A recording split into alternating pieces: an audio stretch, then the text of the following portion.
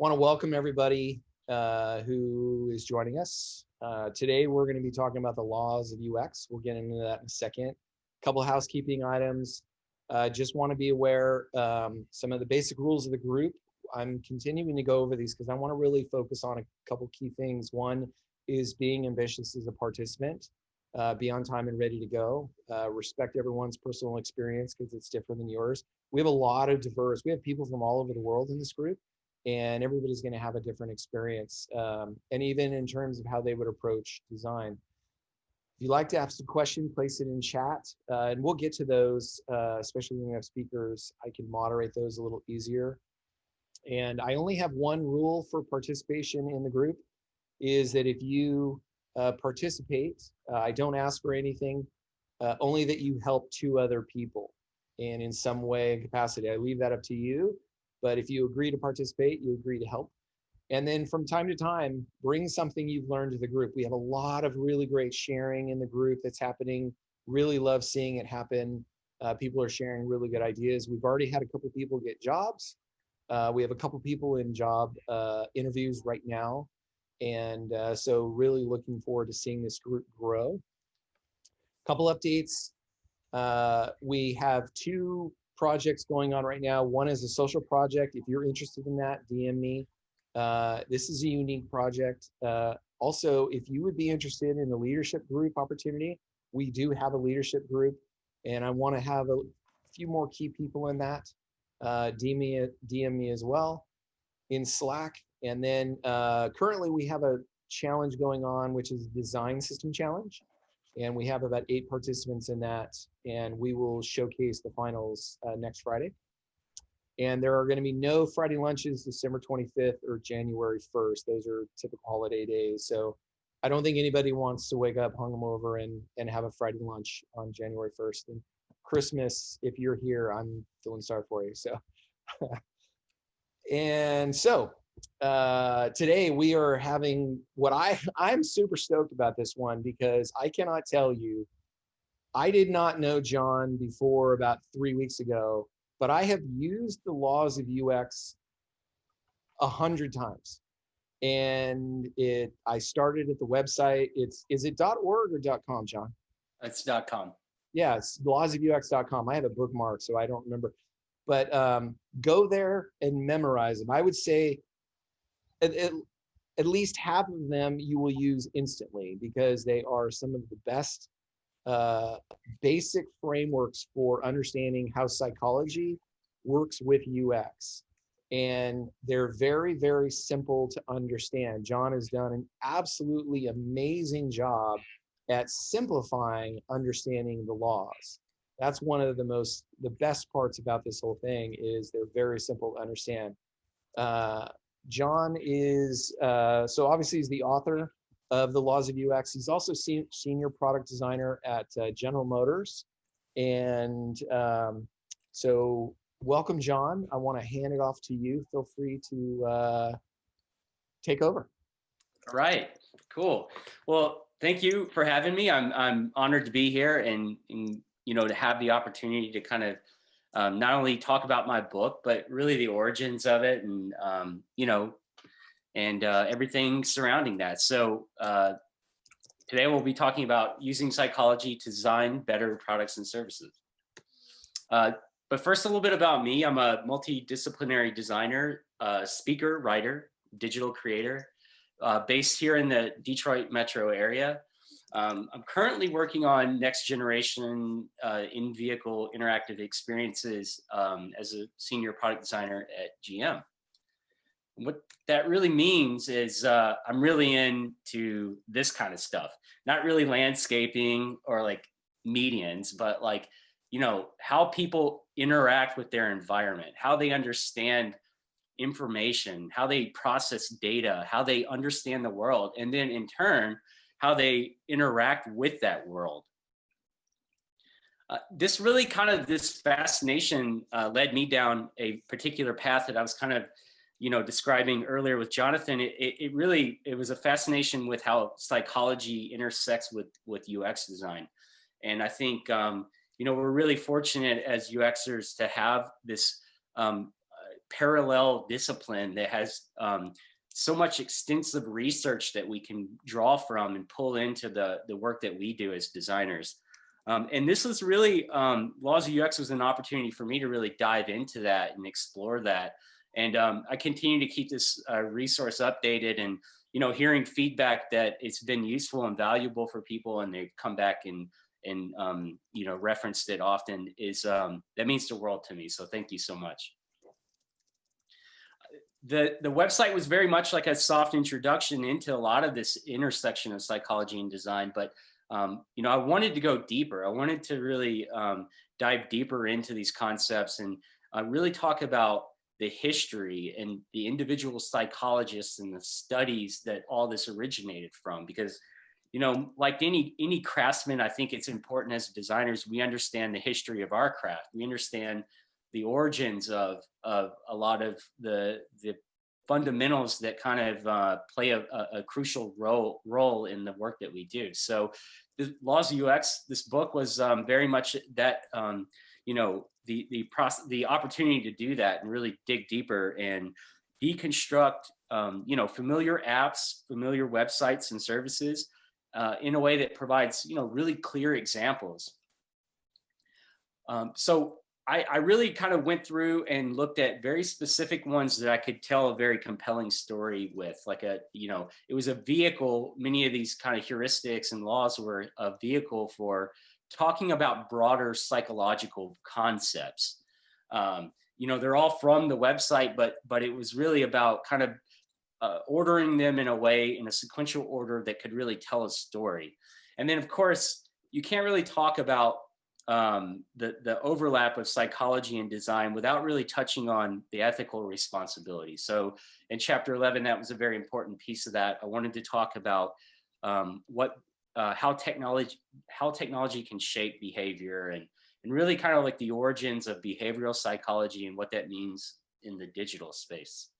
And then finally, how can we apply this kind of work in our everyday, client project work? Like how can we really kind of operationalize these findings into the work that we're doing every day?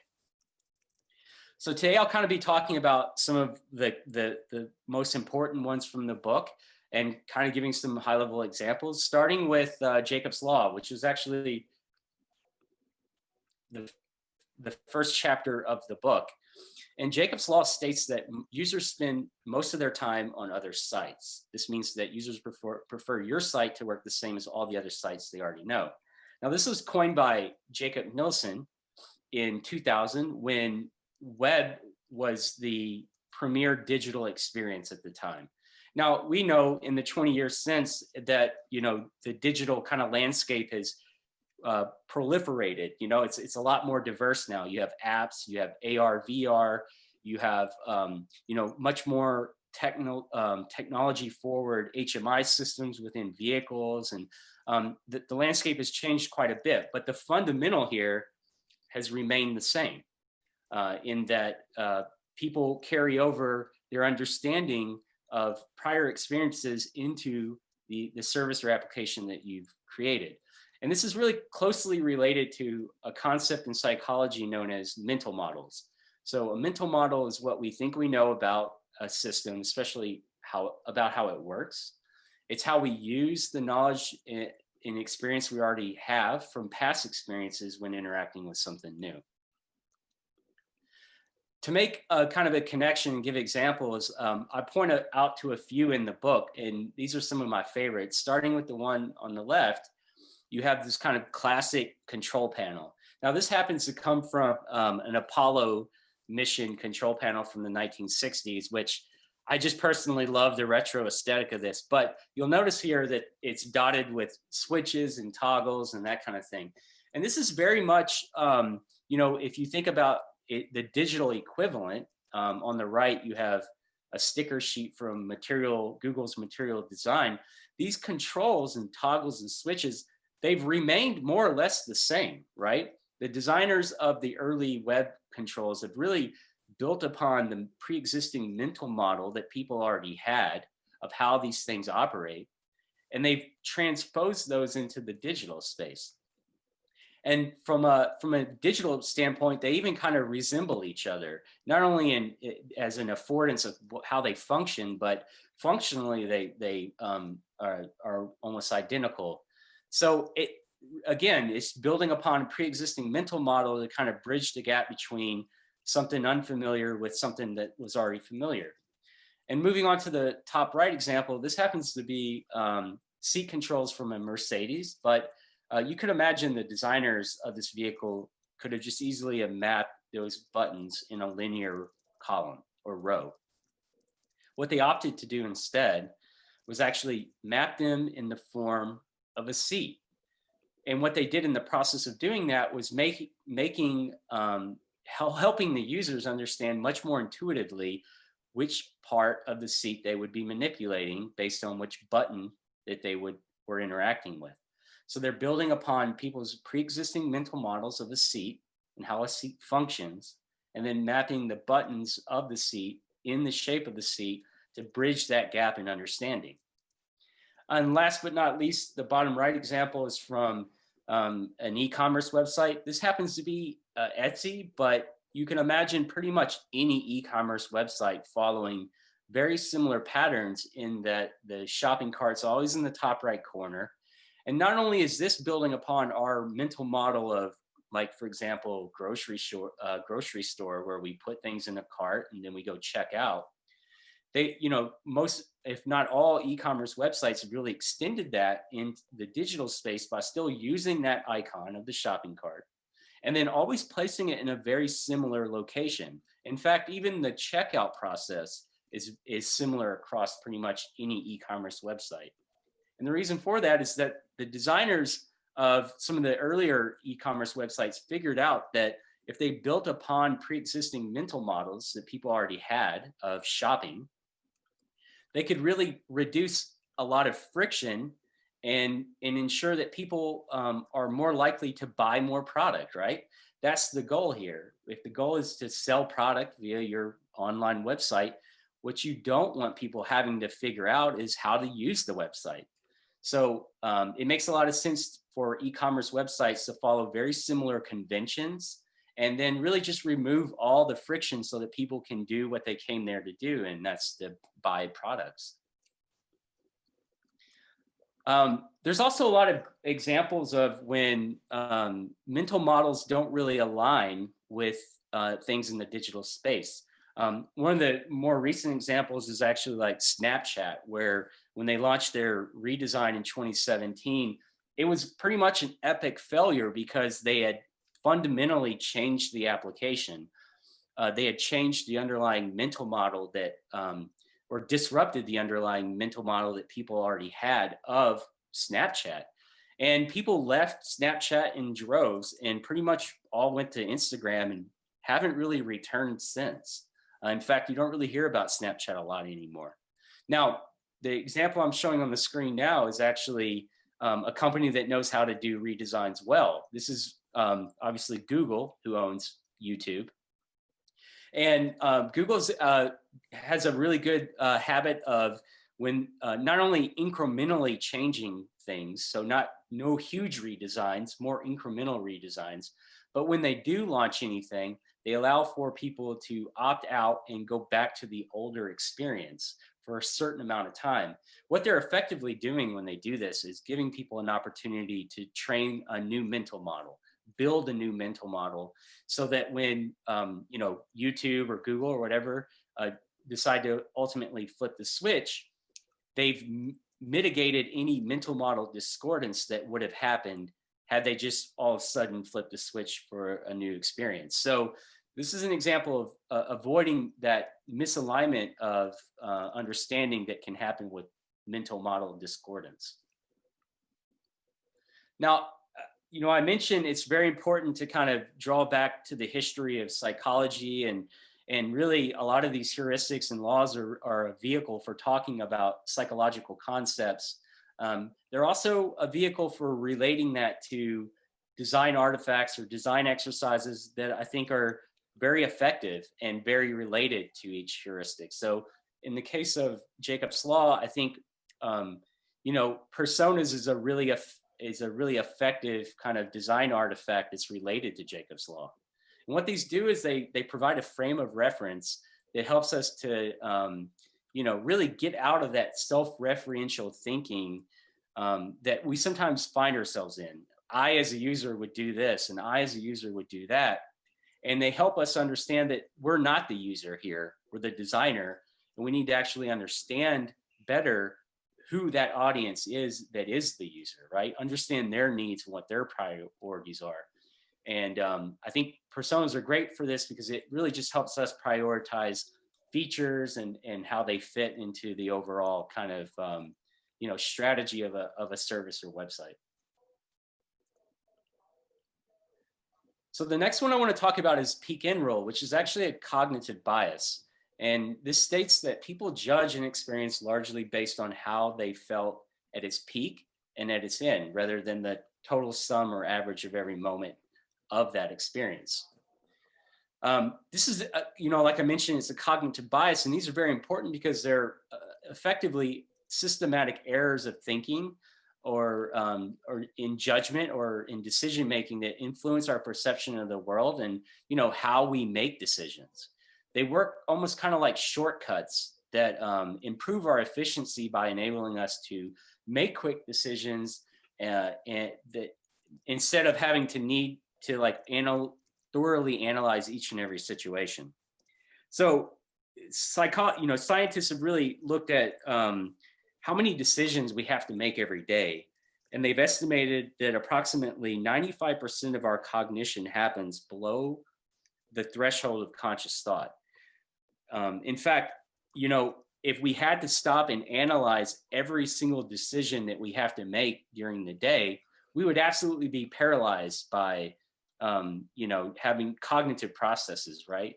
So our mind has effectively built these kind of baked in shortcuts that allow for us to kind of just get through the day, make the decisions that need to be made, and reserve our mental energy for the things that really matter, right? Unfortunately, sometimes these kind of shortcuts can lead to systemic errors or basically, errors in judgment or even especially memory, which is, in psychological history, memory is an especially susceptible element in terms of, our bias and how we remember things. So this was actually discovered by Daniel Kahneman in the 1970s through a study called When More Pain is Preferred to Less, Adding a Better End. And what Daniel Kahneman and his associates found was that in a study that they split two groups into, it was trial 1 and trial 2. Trial 1, they stuck their hand in pretty cold water for about 60 seconds. The second group, trial 2, stuck their hand in the same temperature water for the same amount of time, but then stuck their hand into slightly warmer water for an additional 30 seconds. And what they realized after being, what Kahneman realized after, interviewing them after these studies is that it was actually the second trial 2, that had a more preferable memory of the experience overall. They were the ones that were more likely to repeat the study, the ones that remembered it in a more positive light. And this surprised Kahneman and associates, because you would assume, because they had their hand in the water overall the longest period of time, that they would have the most negative kind of memory of the experience. And it was quite the opposite, actually. And Kahneman was able to replicate this study and get the same findings through a number of variations like colonoscopies and other kind of medical procedures, and really deduce the same takeaway in that people don't really look at the overall experience. They look at these key moments and then the end to kind of average how they felt about the experience overall. Now, when you look at the digital space and think about the peak end rule, you see this all over. One of my favorite examples is actually from MailChimp, the newsletter service. So I don't know how many of you have had to create a newsletter, but it can be quite a stressful experience. There's no takebacks with an email or with a newsletter. If there's misspellings, if there's inaccurate information, it's going to be out there to all your subscribers, and there's not much you can do about that. And the screenshot you see on the left is really an example of MailChimp recognizing that moment when you're about to hit the send button and really kind of introducing some of their own brand humor. So the hand you see in the graphic is actually from Freddie, their mascot, the chimp, and he gets a little bit noticeably nervous the longer you wait to hit the send button. In fact, his hand will start to hover over the red button, and eventually a little bead of sweat will come down his hand. And it's just an example of MailChimp not only knowing that this can be a stressful moment, but then adding their own kind of humor and their own kind of brand flavor into the moment, and really kind of helping to kind of lighten the kind of stress a little bit. And then finally, when you do hit the send button, the top right example is Freddie giving you a high five. In fact, they've even introduced a little bit of an Easter egg here. If you were to click Freddie's hand, he'll continue to give you a high five until his hand gets red, and he doesn't want a high five anymore. And this is yet another example of the MailChimp team understanding that that moment that you've sent the newsletter is a moment of celebration, and their mascot is there to celebrate it with you. And they've even introduced an Easter egg to kind of to push that further. And probably my favorite example in the bottom right is actually from the Uber Express Pull app, which, Uber is one of those teams that just has a world-class UX research, capability. And they really did a lot of great research into what was the most painful part of the Uber Express Pull experience. And what they discovered is it was actually the waiting time. It was the time between when someone ordered a ride and then when that ride actually arrived. And so what they did was they looked into how they could make that experience overall a lot better. They introduced things like animations to kind of provide a little bit of interest to the application.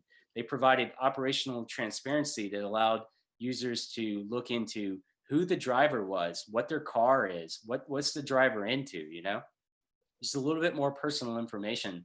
And then finally, a progress indicator that really gave a little bit more feedback as to how close the driver was, when they would be there.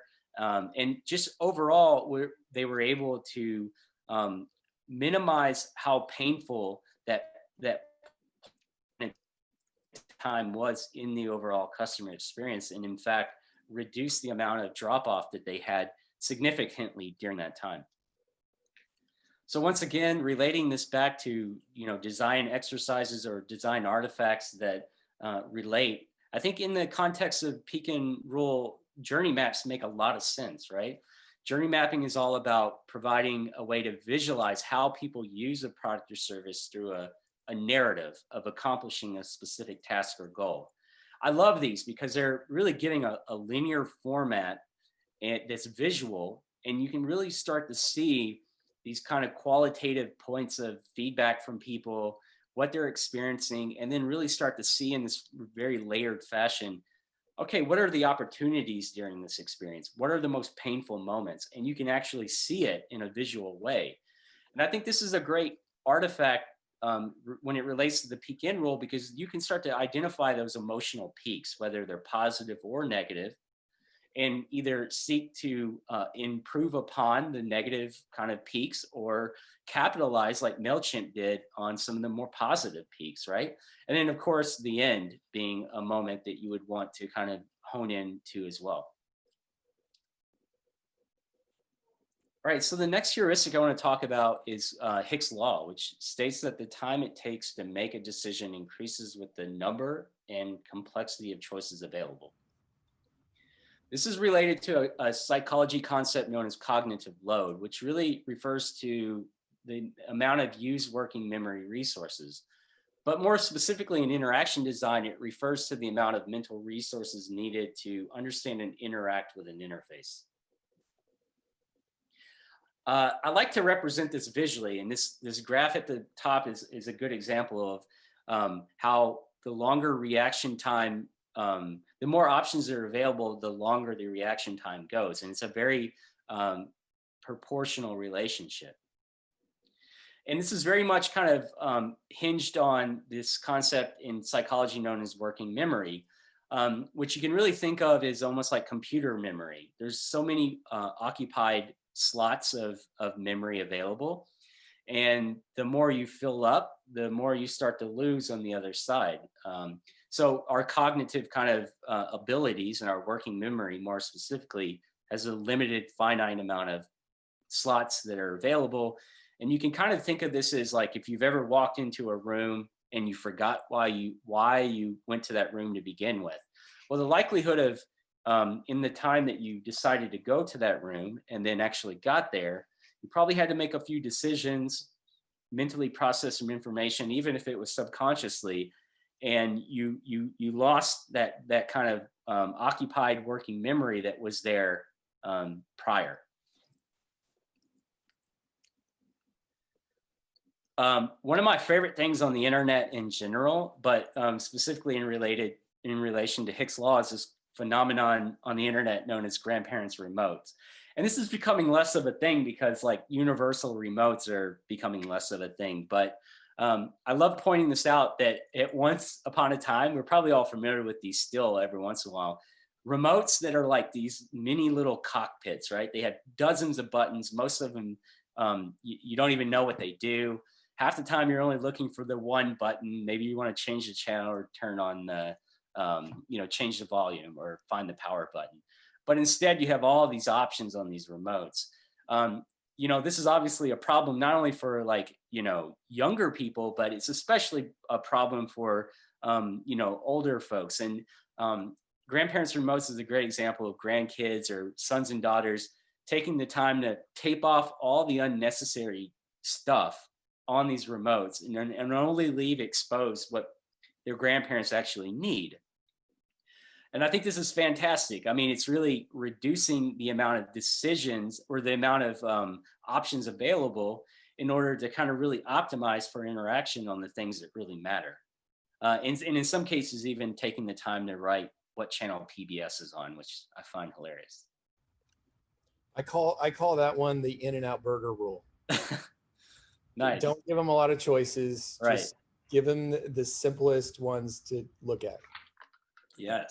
So, and it's counterintuitive because you would think, give people a lot of options, let them really kind of choose what they want. And what it turns out is it really cripples their ability to make a decision. And, when especially when someone's trying to like purchase something and decision making is kind of critical.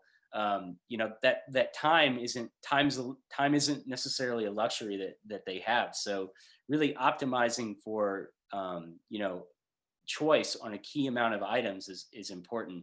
And this extends to UI design too. So it's just a great heuristic in general. I think it really applies to the digital space in many ways as well, but maybe the most applicable is the onboarding experience. So we've all downloaded that app, and then it gave us the tour of all the features. And then, all we really wanted to do is just use the app. We didn't really want to know everything that it could do, right? We just wanted to use it because we had, we needed it.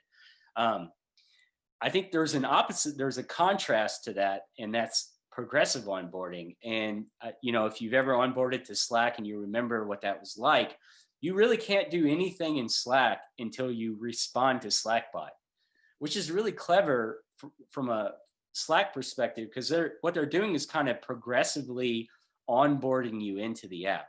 They're giving you the most important feature on the onset, and that's writing and receiving messages. But they're doing it in this sandbox kind of environment where you're just talking with a robot. So there's no fear of, being embarrassed that you don't know how to use the app. And it's only until you've done that you're able to kind of access these additional features. And so this is a good example of just kind of progressively being onboarded into the experience and not being overwhelmed up front.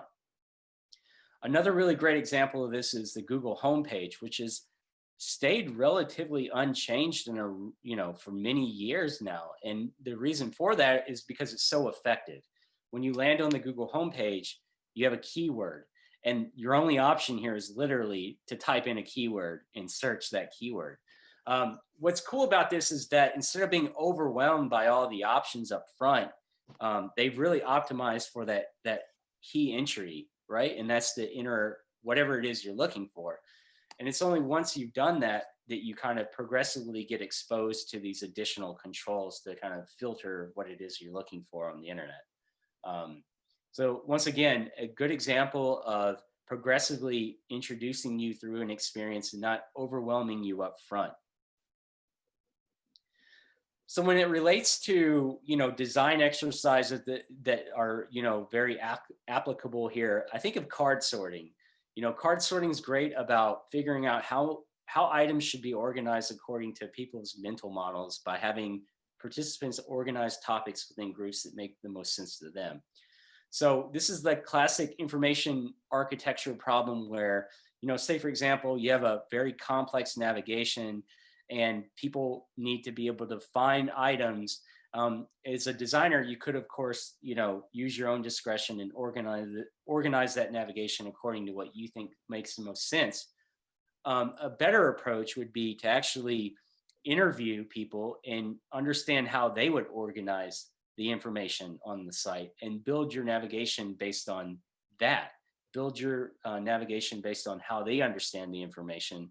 And what you are doing in the process of that is making a navigation that's just much more user-friendly based on the mental models of the people that will actually be using it. So we talked about some of my favorite heuristics, and I think it's, once again, it's impossible to talk about how psychology and UX design overlap without really speaking about the ethical responsibility that comes with that.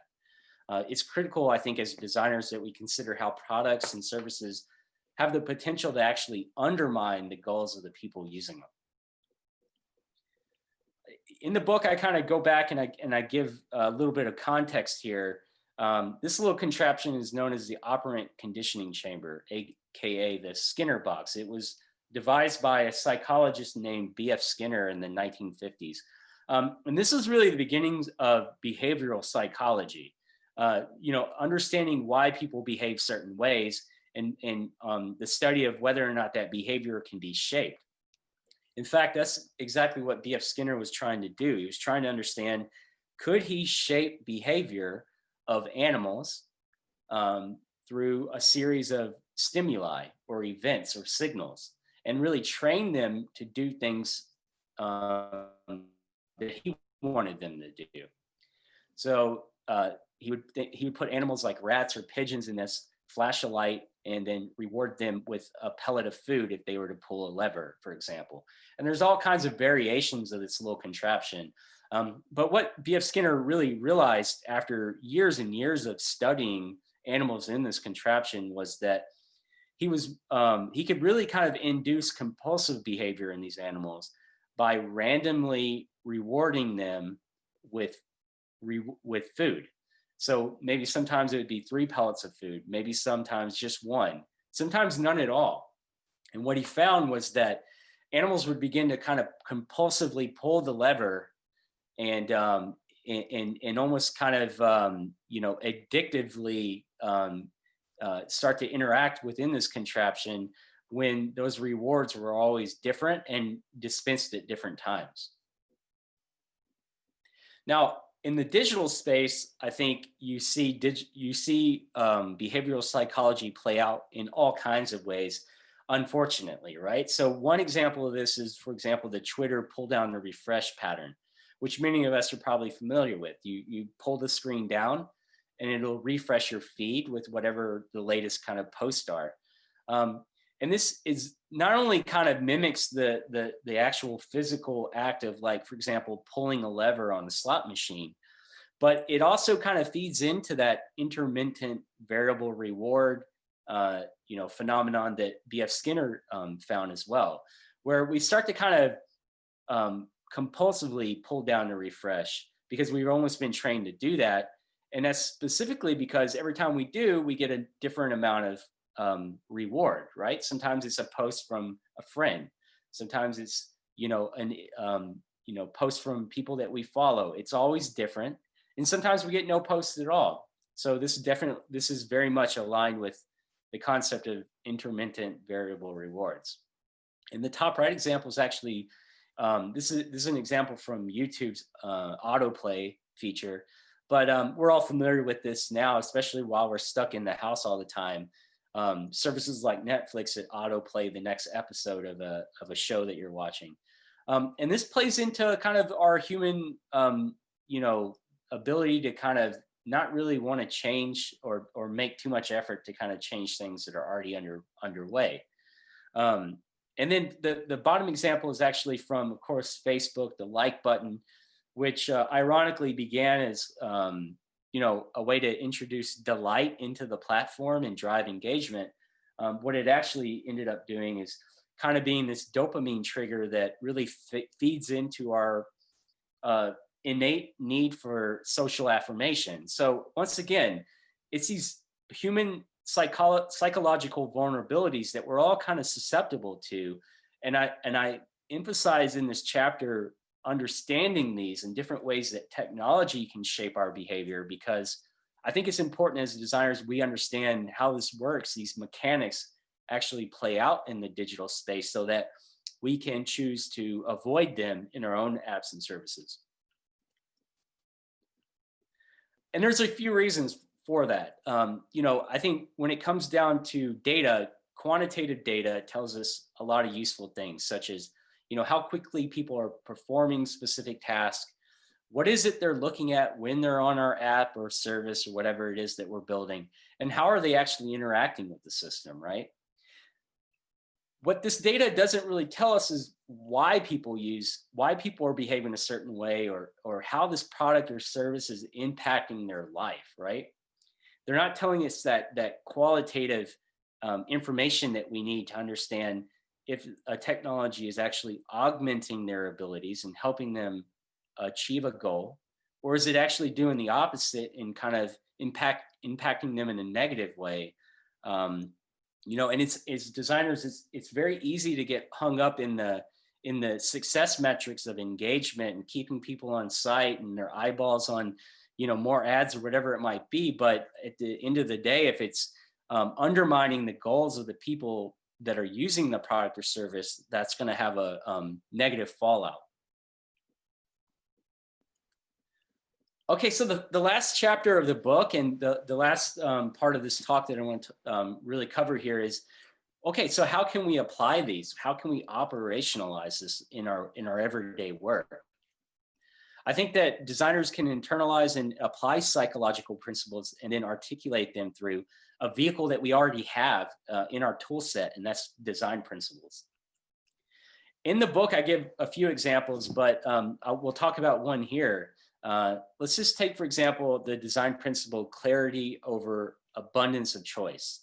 This is a pretty reasonable design principle in that it says, hey, we value clarity and over this other thing that could be seen as an equally valid design principle, but we're kind of making a clear stance here. So there's a intentional direction with this design principle. You can make it even better by validating that with a heuristic from psychology that makes a lot of sense. In the case of clarity over abundance of choice, Hick's law makes a lot of sense. We know that the time it takes to make a decision increases with the number and complexity of choices available. So now you have a design principle that the team is aligned on. Everyone has a similar value that they prioritize in their decision-making every day.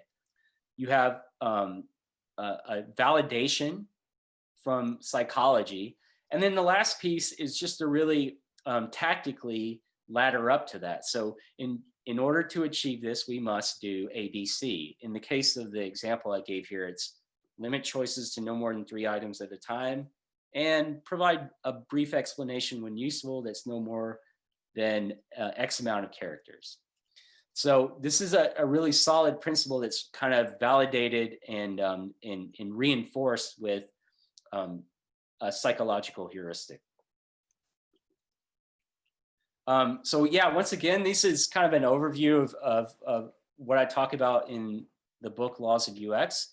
I'm quite proud of this book. It was, it took a year to write and a lot of blood, sweat, and tears, but I had a blast doing it, and it was really an opportunity once again to kind of dive really deeper into this fascination with psychology and design that I think as designers is so beneficial to understanding in the work that we do.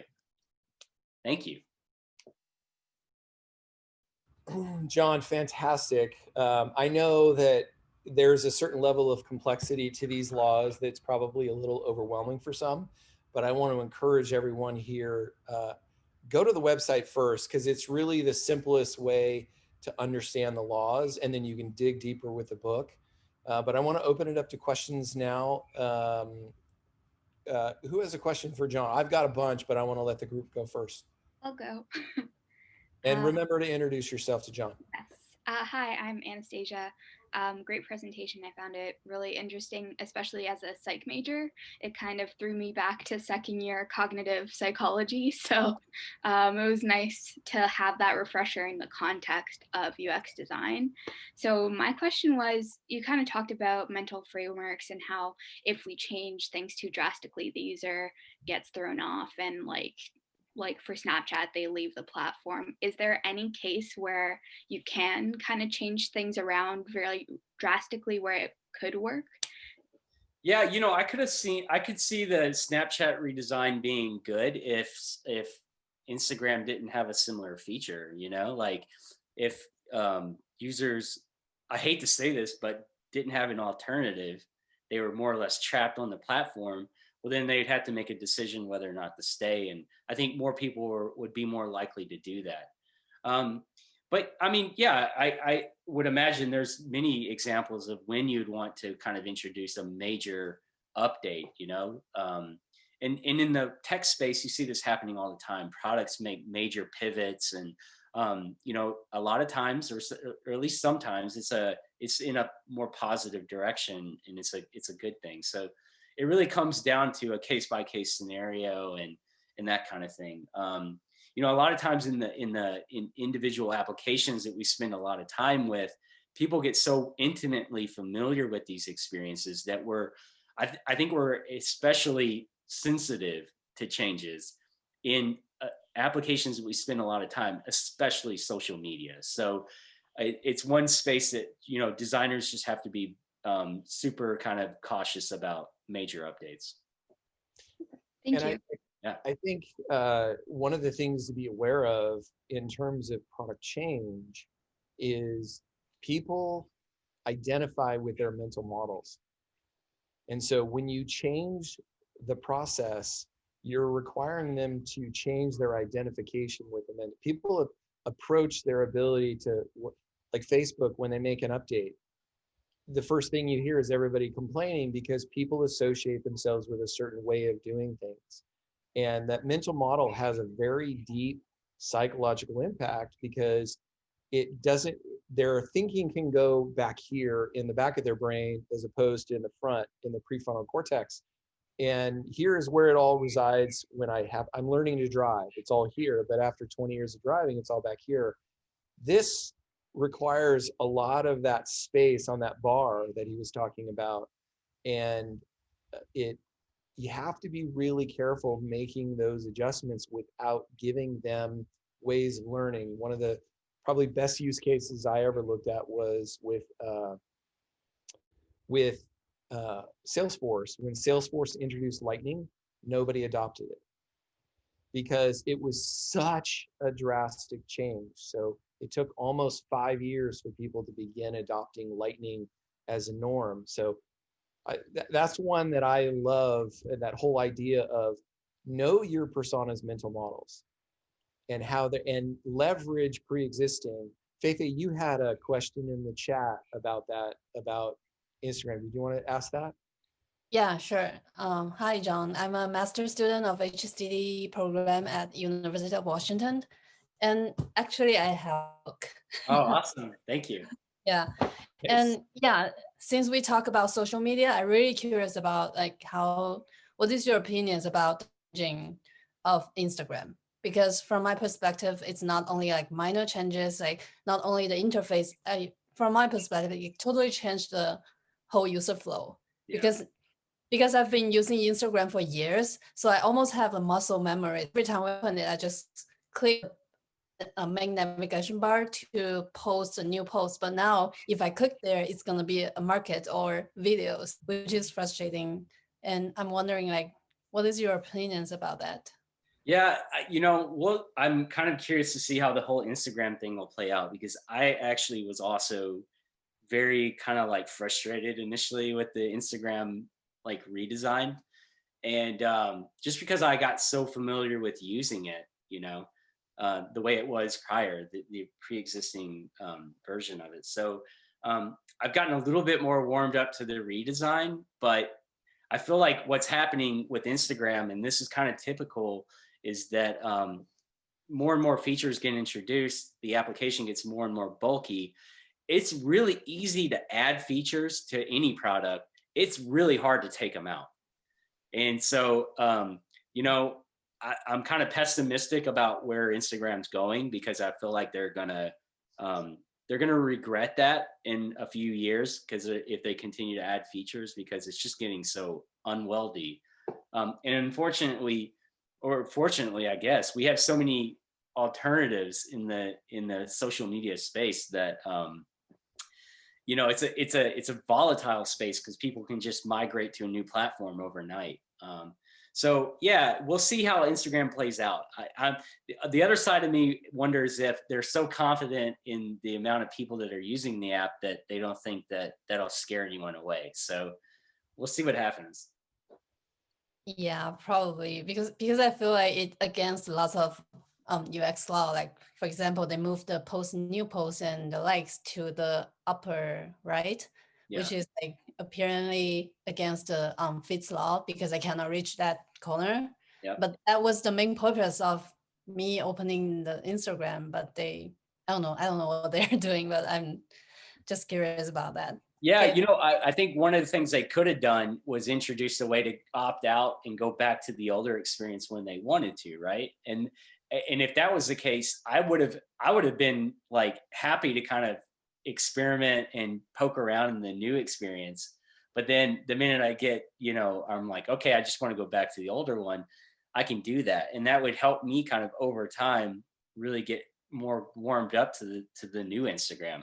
Instead, they just rolled out the redesign, right? And they made the classic kind of like Snapchat mistake, where it was like a new app entirely almost overnight. So yeah. Who else? Who has a question for Jon? Hey Jon, this is Vacha. I have a question. What do you think about dark patterns? Do you think it's good, bad? Should you use it at any time, or you should never use it? Dark patterns, yeah, don't do them. Don't do them. Don't go to the dark side. Yeah. Why? Well, I think it's important to understand that, like, when you're, falling into the whole dark pattern trap, what you're essentially doing is tricking people, right? And, if you've ever been on the receiving end of a dark pattern, it doesn't feel good, and it doesn't make you feel good about the product or service. It leaves you with kind of a bad taste in your mouth, right? Like, I had a really bad example of this recently, where it was one of those things where you think you're signing up for a one-time subscription that will expire in 3 months, and then it auto renews without you knowing it, and then you get charged again for it, and you never received a notification, you never received anything like that, and that's a classic dark pattern. I think ultimately that's going to form an opinion. I've formed an opinion about that brand, and it's not a good opinion. And nobody wants to feel like they've been tricked. Yeah, no one wants to feel like they've been tricked. Exactly. So, I think, yeah, while you can, use dark patterns, and while they might kind of, I talked about success metrics, it could, end up pushing the needle, and the business stakeholders on your team might be really happy with that, but ultimately it's going to drive people away. And I think it's also important to note here that I think, as designers, we're advocates for those people that we'd be tricking. while, and it's a delicate balance that we have to play, because it's employers that give us money to do the work that we do, but ultimately they're paying us to be advocates for those users, for the people. And so I think it's important that we vocalize when, a potential dark pattern will be introduced, why that's not a good direction to go in. Yeah, and also share in terms of a dark pattern. So a dark pattern is when you trick your customer into doing something that they're not totally aware of. And one of the most important life lessons I've ever learned came back 20 years ago. I was at a leadership conference, and he talked about the lifetime value of a customer is typically 3 to 5 times the value of their initial first year purchases. So understand, if you trick them into buying or engaging on a newsletter or whatever it is that you're getting them to do, without their inherent understanding of the whole process, you run the risk of creating what he called a demon. You have angels and demons, and a demon is 10 times more likely to tell someone a report about your product than an angel is. So you got to be careful that you trick them, which makes them not like you, which makes them tell 10 times more people, and you lose potentially 3 to 5 times their value. So it's pretty good on the side of dark patterns have short-term value, not a lot of long-term value. Right. John, my question to you is, what's your favorite law? What's the one you really use at General Motors a lot? I mean, there's so many. I think that, the one that I hear a lot about is, it's really the peak in rule, right? One of the ones that I covered in this talk. And the reason for that is that not only is it kind of counterintuitive to what you would expect, right? You would think that people are kind of like subjectively rational enough to kind of take the average of an entire experience and, decide on whether or not it was a positive experience. But instead, what peak in rule is really great about kind of telling us is that we need to focus on these very key moments of a journey, of a user experience, and really, whether those are negative or positive, invest in those and really kind of improve the overall user experience. I think this is really important because, as in the automotive industry, we're moving toward,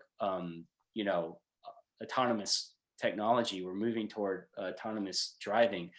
And that customer experience, that end-to-end experience, is just going to become more and more important because people are going to be doing much more than just driving in the near future, right? They're going to be it's that third living space, as you probably heard. It's an extension of your home in many ways. And you're going to be kind of experiencing that space in different ways. And, the designers right now that are working in the UX space within automotive have some really unique challenges, because we have to figure out how to really make that work within a confined area, and really kind of match the expectations of what people have coming in from, the physical environment, like their home or office or something like that. So again, just really looking at those key moments of the experience and understanding those intimately in terms of, how those can be improved, or pain points can be mitigated. And, that's just one example. I think a lot of other ones, I was just asked about the kind of a very similar question not too long ago. And they asked me, do people really think about Fitts law anymore? Which is really about the time to acquire target is literally a mathematical equation from about the distance to the target and the size of the target, right? And it's such an old school ergonomic kind of predictive model, but we're still using that in the automotive context now, because, if you get in your vehicle, you don't see the, controls of an application aligned across the right side of the app or something. You always see everything kind of positioned closer to the driver, more specifically how easy it is for their hand to go from the steering wheel to the screen. And that's usually where you'll see, interactive elements if it's a touch screen.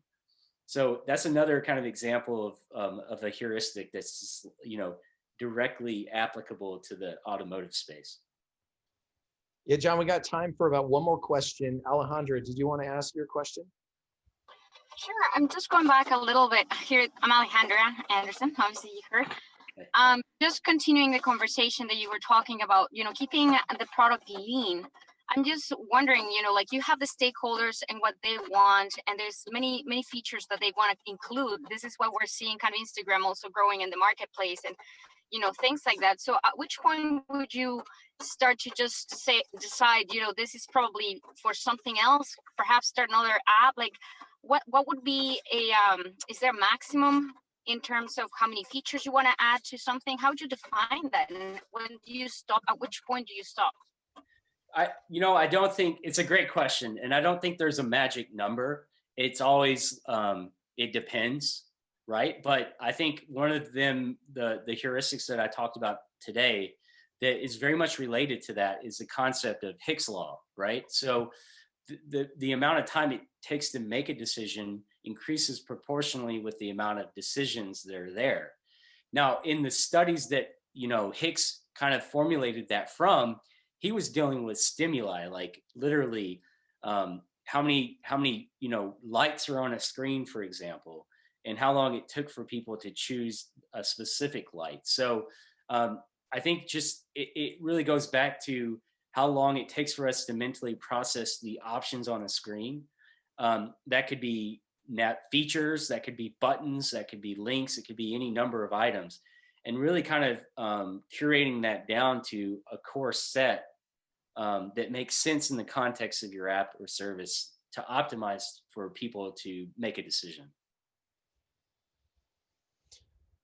Jon, it's been an absolute pleasure. Thank you for sharing your time and expertise with us. We just want to say thank you. Thank you, everyone, for joining us today. And our last one of the year is next Friday. If you know anybody who wants to join us, please share it with them.